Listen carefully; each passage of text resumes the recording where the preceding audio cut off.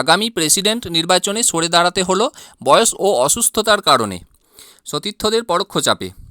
যদিও নিজে এখনও লড়তে প্রস্তুত বিদায়ী প্রেসিডেন্ট জো বাইডেন।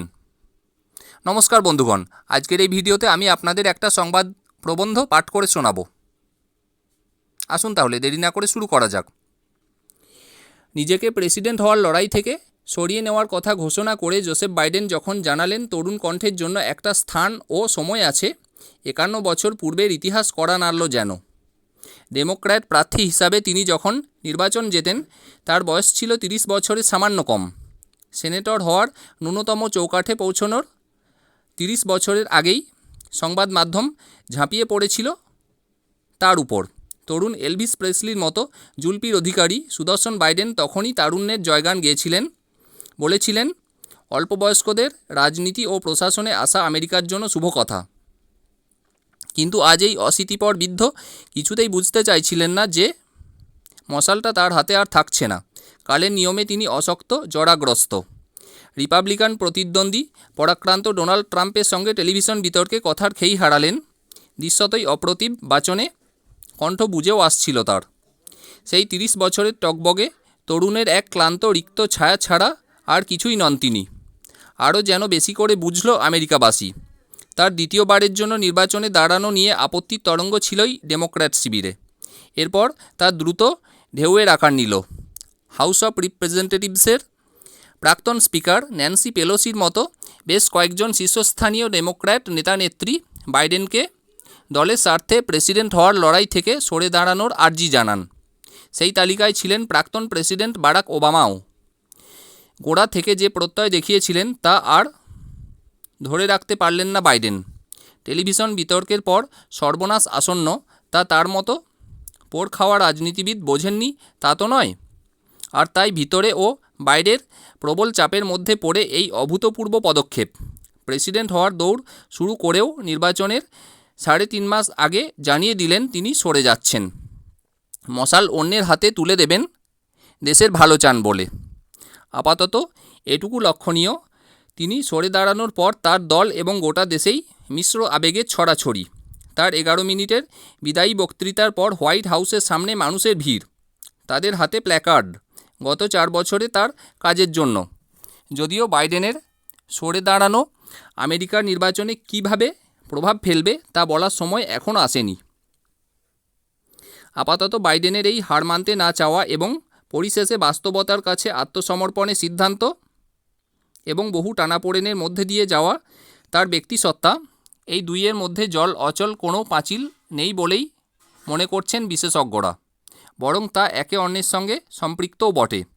তার দীর্ঘ 5 দশকের যাত্রাপথের একটি দিক যদি হয় বর্ণময়, অন্য পিঠ ঘষা কাঁচের মতো বিবর্ণ। আজ অপেক্ষাকৃত কর্মহীন, প্রায় পূর্ণ অবকাশে আসন্ন পাতা ঝরার মরশুমি বাতাসে বৃদ্ধ বাইডেনের ঈষৎ ঝাপসা হয়ে আসা দৃষ্টি নিশ্চয়ই ফিরে দেখছে নিজের রাজনৈতিক সূচনা পর্ব, যার হরিষে বিষাদকে অতিনাটকীয়তায় বিশ্বাসী কোনো চিত্রনাট্যকারও ছোঁয়ার আগে দুবার ভাববেন। সেনেটর হওয়ার 1 মাসের মধ্যেই মোটর দুর্ঘটনায় স্ত্রী নাইলা বাইডেন এবং 1 বছরের কন্যা নাওমির মৃত্যু। সেই গাড়িতে থাকা বাকি 2 পুত্রের মারাত্মক জখম হওয়া এবং প্রাণরক্ষা। ঘুমের ওষুধ দিয়ে রাখতে হতো তাকে। হাসপাতালে জাগ্রত অবস্থাতেও তার মনে হতো কোনো অনন্ত খাদের মধ্যে ক্রমশই পড়ে যাচ্ছেন। আত্মজীবনীতে লিখেছেন, সামনের উজ্জ্বল রাজনৈতিক ভবিষ্যৎকে অন্ধকার বলে মনে হয়েছিল তখন। সেনেটের নেতা মাইক ম্যানসফিল্ডকে চিঠি দিয়ে জানিয়েছিলেন নিজের আসন থেকে সরে দাঁড়াতে চান। যখন 2 সন্তানও তখন শয্যাশায়ী।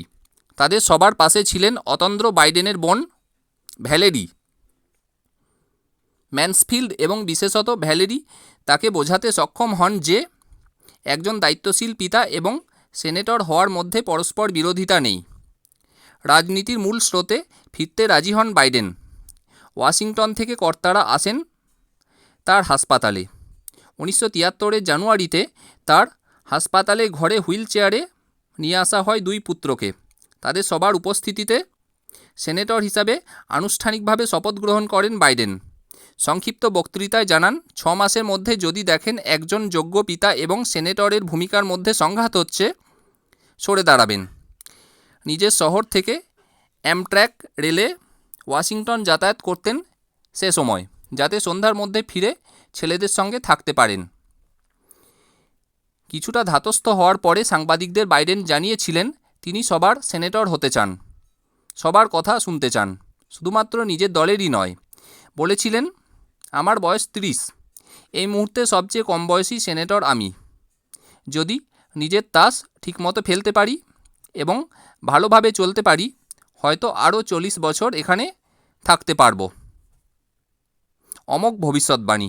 36 বছরের দীর্ঘ সেনেটর জীবন, তারপর টানা 8 বছর ভাইস প্রেসিডেন্টের দায়িত্ব পালন করে, মানে 2009 থেকে 2017 পর্যন্ত ভাইস প্রেসিডেন্টের দায়িত্ব পালন করে অবশেষে আমেরিকার 46তম প্রেসিডেন্টের আসনে বসেছেন বাইডেন।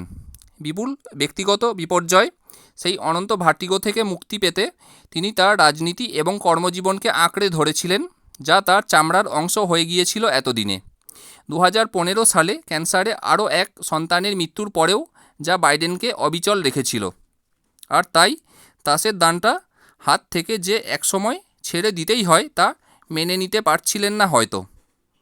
টেলিভিশন শোয়ের ঝাঁকানিটার প্রয়োজন হলো তাই। আমার সংবাদ প্রবন্ধ পাঠ এখানেই শেষ হলো। কেমন লাগলো অবশ্যই কমেন্ট করে জানাবেন। ভালো লাগলে আমার চ্যানেল সাবস্ক্রাইব করে নেবেন। দেখা হবে পরের ভিডিওতে।